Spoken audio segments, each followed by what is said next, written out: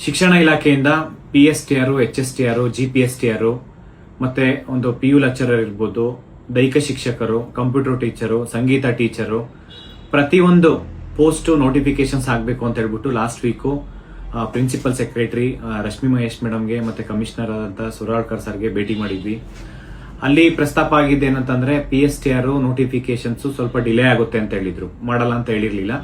ಯಾಕೆಂದ್ರೆ first GPSTR, HSTR notifications ಮಾಡಿದಾದ್ಮೇಲೆ ಅದನ್ನ ಮಾಡ್ತೀವಿ ಅಂತ ಹೇಳಿದ್ರು.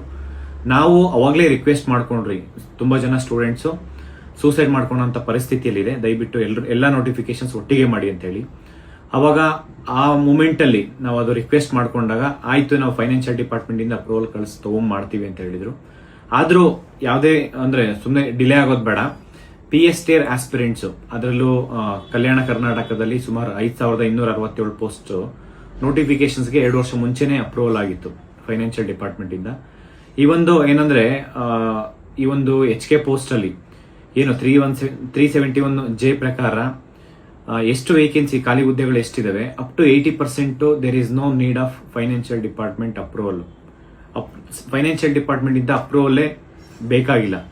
ಎಷ್ಟಿದೆ ಖಾಲಿ ಹುದ್ದೆಗಳಲ್ಲಿ ಅದರಲ್ಲಿ 80% ಡೈರೆಕ್ಟ್ ಫಿಲ್ ಮಾಡ್ಕೊಬಹುದು ಅಂತ ಹೇಳಿ ರೂಲೇ ಇದೆ. ಅದ್ರ ಪ್ರಕಾರ ನಾವು ಇವತ್ತು ಅಂದ್ರೆ ಶಿಕ್ಷಣ ಸಚಿವರಾದಂತಹ ಮಧು ಬಂಗಾರಪ್ಪ ಸರ್ ಮನೆ ಹತ್ರ ಹೋಗಿ ಮೀಟ್ ಮಾಡ್ಬೇಕಂತ ಹೇಳಿದ್ವಿ. ತುಂಬಾ ಜನ ಆಸ್ಪಿರೆಂಟ್ಸ್ ಮಧು ಬಂಗಾರಪ್ಪ ಮನೆ ಸರ್ ಹತ್ರ ಬಂದಿದ್ರಿ ಇವತ್ತು ಬೆಳಗ್ಗೆ. ಇವತ್ತು ಕಾರಣಾಂತರಗಳಿಂದ ಅಂದ್ರೆ ಮಿನಿಸ್ಟರ್ ತೀರ್ಕೊಂಡಿರೋದ್ರಿಂದ ಮಧು ಬಂಗಾರಪ್ಪ ಸರ್ ಅಲ್ಲಿ ಚಿತ್ರದುರ್ಗ ಹೋಗಿದ್ರು. ಹಂಗಾಗಿದ್ದ ಆ ಒಂದು ಕಾರಣಕ್ಕೆ ನಾವು direct principal secretary Rashmi Mahesh madam ಹತ್ರ ಹೋಗಿ ಮೀಟ್ ಮಾಡೋಣ ಅಂದ್ಬಿಟ್ಟು ಎಲ್ಲರಿಗೂ MS ಬಿಲ್ಡಿಂಗ್ ಬರಕ್ ಹೇಳಿದ್ವಿ. ಆದ್ರೆ ಇವತ್ತು ಅವರು ರಜೆ ಇರೋ ಕಾರಣ, ಅಂದ್ರೆ ಅವ್ರಿಗೆ ಹುಷಾರಿಲ್ದಿರ ರಜಾ ಇರೋ ಕಾರಣ ಅವ್ರು ನಾಳೆ ಸಿಗ್ತೀನಿ ಅಂತ ಹೇಳಿದ್ರು. ಅದಾದ್ಮೇಲೆ ನೆಕ್ಸ್ಟ್ ನಾವು ಎಲ್ಲ ಆಸ್ಪಿರೆಂಟ್ಸ್ ಏನಿದ್ ಬಂದಿದ್ರೆ ಅಷ್ಟು ಜನನ ವಿಧಾನಸೌಧ ಒಳಗಡೆ ಕರ್ಕೊಂಡೋಗಿ ಚೀಫ್ ಸೆಕ್ರೆಟರಿ ಶಾಲಿನಿ ರಜನೀಶ್ ಮೇಡಮ್ಗೆ ಮೀಟ್ ಮಾಡಿಸಿ ಅಲ್ಲಿ ಅವರು ಕಂಪ್ಲೀಟ್ ಒಂದು ಏನೋ ಒಂದು ಮಾಹಿತಿ ಇದೆ ರಿಕ್ರೂಟ್ಮೆಂಟ್ ಮಾಡೋ ಅಂಥದ್ದು ಕಂಪ್ಲೀಟ್ HK ಇರ್ಬೋದು, ನಾನ್ HK ದಲ್ಲಿ ಕಂಪ್ಲೀಟ್ 100% PSTR ನೋಟಿಫಿಕೇಶನ್ಸ್ ಇದೆ ಅಂತ ಹೇಳಿದ್ದಾರೆ.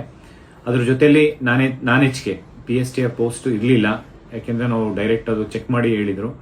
HK ದಲ್ಲಿ 100% ಪೋಸ್ಟ್ ಇದೆ.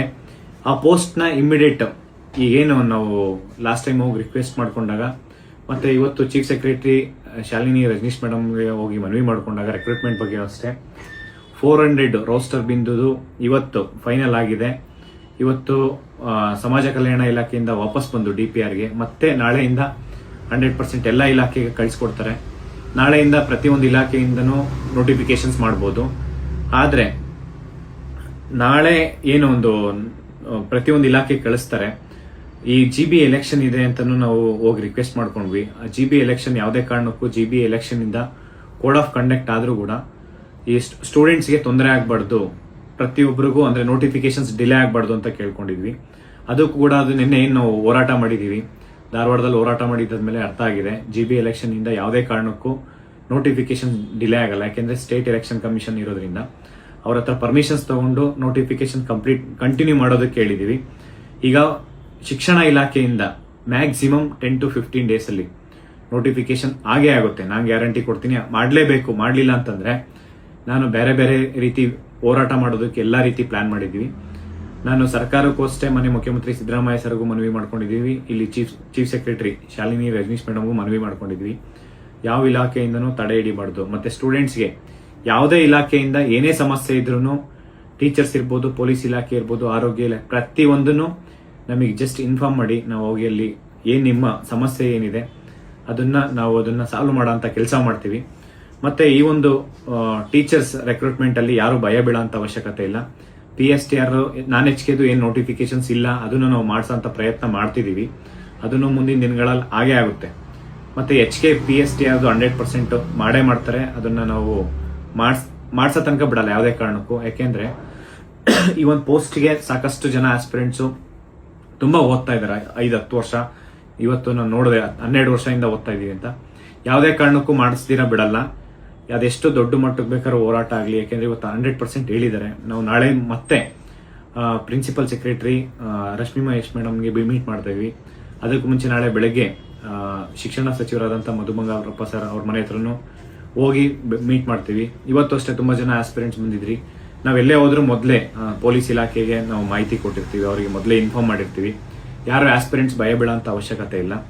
ಇವತ್ತು ಬೆಳಗ್ಗೆನೂ ಅಷ್ಟೇ ನಾವು ಮೊದಲೇ ಇನ್ಫಾರ್ಮ್ ಮಾಡಿದ್ವಿ. ನಾಳೆ ಬೆಳಗ್ಗೆನೂ ಅಷ್ಟೇ ಪೊಲೀಸ್ ಇಲಾಖೆ ನಮ್ಗೆ ಸಂಪೂರ್ಣವಾಗಿ ಸಪೋರ್ಟ್ ಮಾಡುತ್ತೆ. ಯಾಕೆಂದರೆ ನಾವು ವಿತೌಟ್ ಅವ್ರಿಗೇನು ಹೇಳ್ದಿರ ನಾವೇನು ಮಾಡಲ್ಲ, ಪ್ರತಿಯೊಂದು ಹೇಳ್ಬಿಟ್ಟೆ ಮಾಡ್ತೀವಿ. ಕೆಲವೊಂದು ವಿಚಾರಗಳನ್ನು ವಿದ್ಯಾರ್ಥಿಗಳ ಪರವಾಗಿ ಯಾವುದೇ ಕಾರಣಕ್ಕೂ ನಾಳೆನೂ ಅಷ್ಟೇ ಎಷ್ಟೋ ಜನ ಇವತ್ತು ಇಲ್ಲೇ ಉಳ್ಕೊಂಡಿದ್ದೀರಾ. ನಾಳೆ ಬೆಳಗ್ಗೆ ಮತ್ತೆ ಮೀಟ್ ಮಾಡೋಣ. Principal secretary Rashmi Mahesh madam meet ಮಾಡೋಣ. ಮತ್ತು ಶಿಕ್ಷಣ ಸಚಿವರಾದಂಥ ಮಧು ಬಂಗಾರಪ್ಪ ಸರ್ಗೂ ಭೇಟಿ ಮಾಡೋಣ. ಶಿಕ್ಷಣ ಇಲಾಖೆಯಲ್ಲಿ ಯಾವುದೇ ಸಮಸ್ಯೆ ಇರಲಿ, ನನಗೆ ಇನ್ನೊಂದು ತುಂಬ ಜನ ಸ್ಟೂಡೆಂಟ್ಸ್ ಹೇಳಿದ್ರು, ಅಂದರೆ ಶಿಕ್ಷಣ ಇಲಾಖೆಯಲ್ಲಿ ಈ ಒಂದು ಸಂಗೀತ ಟೀಚರ್ಸ್ ಬಗ್ಗೆ ತುಂಬ ಸತಿ ಕೇಳಿದ್ರ. ಅದ್ರ ಬಗ್ಗೆ ನಾವು ಕಂಟಿನ್ಯೂಸ್ ಆಗಿ ಎಫರ್ಟ್ಸ್ ಹಾಕಿ ಮಾಡಿಸ್ತಾ ಇದ್ದೀವಿ. ಸಂಗೀತ ಟೀಚರ್ಸ್ ಇರ್ಬೋದು, ದೈಹಿಕ ಶಿಕ್ಷಕರ್ಸ್ ಇರ್ಬೋದು, ಎಲ್ಲ ವಿಚಾರ, ಕಂಪ್ಯೂಟರ್ ಟೀಚರ್ಸು ಆಗ್ತಾ ಇದೆ. ಮತ್ತು PU ಲೆಕ್ಚರರ್ದು ಅಷ್ಟೇ ತುಂಬ ಜನ ಕೇಳಿದ್ರಿ. ಅದು ಕೂಡ ಈ ಇಮಿಡಿಯೇಟ್ 10 to 15 ಡೇಸ್ ನಾನು ಎಲ್ಲ ಆಸ್ಪಿರೆಂಟ್ಸ್ಗೆ ರಿಕ್ವೆಸ್ಟ್ ಮಾಡ್ಕೊತೀನಿ, ಈ ಮೂಮೆಂಟು ಟೈಮ್ನ ಯುಟಿಲೈಸ್ ಮಾಡ್ಕೊಳ್ಳಿ. ಮತ್ತೆ ಯಾಕೆಂದರೆ ಕಂಟಿನ್ಯೂಸ್ ಆಗಿ ಎಕ್ಸಾಮ್ಸ್ ಇರುತ್ತೆ, ಮತ್ತು ಎಕ್ಸಾಮ್ಸ್ ಅಷ್ಟೇ ನೋಟಿಫಿಕೇಶನ್ ಆದಮೇಲೆ ತುಂಬ ಜಾಸ್ತಿ ಟೈಮ್ ಇರಲ್ಲ, ಕಡಿಮೆ ಟೈಮಲ್ಲೇ ಪ್ರೋಸೆಸ್ ಕಂಪ್ಲೀಟ್ ಮಾಡ್ತಾರೆ. ತುಂಬ ಎಫರ್ಟ್ಸ್ ಹಾಕಿ, ಯಾಕೆಂದರೆ ಇದು ಫಸ್ಟ್ ಟೈಮ್ ಇಷ್ಟೆಲ್ಲ ನೋಟಿಫಿಕೇಶನ್ಸ್ ಆಗ್ತಾ ಇರೋದು. ಮೊದಲೆಲ್ಲ ನೋಟಿಫಿಕೇಶನ್ಸ್ ಮಾಡಿಸ್ಬೇಕಂದ್ರೇ ಯಾರು ಸೆಲೆಕ್ಟ್ ಆಗ್ತಾರೆ, ಯಾರು ಸೆಲೆಕ್ಟ್ ಆಗಲ್ಲ, ಅವ್ರು ಮೊದಲೇ ಅವ್ರಿಗೆ ದುಡ್ಡು ಕೊಟ್ಟು ನೋಟಿಫಿಕೇಶನ್ ಮಾಡೋಂಥ ಪರಿಸ್ಥಿತಿ ಬರ್ತಿತ್ತು. ಇವತ್ತು ಹಂಗಿಲ್ಲ. ಹೋರಾಟ ಮಾಡಿ ಯಾರು ಪ್ರಾಮಾಣಿಕವಾಗಿದ್ದಾರೆ ಅವ್ರು ಸೆಲೆಕ್ಟ್ ಆಗಬೇಕು. ಯಾರು ಪ್ರಾಮಾಣಿಕವಾಗಿ ಓದ್ತಾ ಇದ್ದೀರಲ್ಲ ಅವ್ರು ಸೆಲೆಕ್ಟ್ ಆಗ್ತಿರಲ್ಲ, ಅವಾಗ ನಮಗೆ ಸ್ಯಾಟಿಸ್ಫ್ಯಾಕ್ಷನು. ಅಲ್ಲಿವರೆಗೂ ನೋಟಿಫಿಕೇಶನ್ ಮಾಡಿ ಎಕ್ಸಾಮ್ಸ್ ಕಂಡಕ್ಟ್ ಮಾಡಿದ್ರು ನನಗೆ ಸ್ಯಾಟಿಸ್ಫ್ಯಾಕ್ಷನ್ ಇಲ್ಲ. ಯಾರು ಪ್ರಾಮಾಣಿಕವಾಗಿ ಓದ್ತಾ ಇದ್ದೀರಾ ಅವ್ರು ನಮಗೆ ಸೆಲೆಕ್ಟ್ ಆಗಬೇಕು, ಅವಾಗಲೇ ನಮಗೆ ಒಂಥರ ಸ್ಯಾಟಿಸ್ಫ್ಯಾಕ್ಷನ್. ಮತ್ತು ಯಾರು ಹೋರಾಟದಲ್ಲಿ ಭಾಗಿಯಾಗಿರ್ತೀರಾ ಅವರೆಲ್ಲ ಸೆಲೆಕ್ಟ್ ಆಗಬೇಕು ಅನ್ನೋದು ನಮ್ಮ ಒಂದು ಪ್ರತಿಯೊಬ್ಬರದ್ದು ಆಸೆ ಇದೆ. ಎಲ್ಲರೂ ಚೆನ್ನಾಗಿ ಓದ್ಕೊಳ್ಳಿ, ಯಾವುದೇ ಕಾರಣಕ್ಕೂ ನೆಗೆಟಿವ್ನ ಯೋಚನೆ ಮಾಡಬೇಡಿ, be positive. Thank you so much. ಮತ್ತು ಇವತ್ತೆಲ್ಲರೂ ಯಾರ್ಯಾರು ಬಂದಿದ್ದೀರಾ ಅವರೆಲ್ಲರಿಗೂ ಮತ್ತೊಮ್ಮೆ ಎಲ್ಲ ವಿದ್ಯಾರ್ಥಿಗಳ ಪರವಾಗಿ ಧನ್ಯವಾದ ತಿಳಿಸ್ತೀನಿ. Thank you so much. ನಮಸ್ಕಾರ.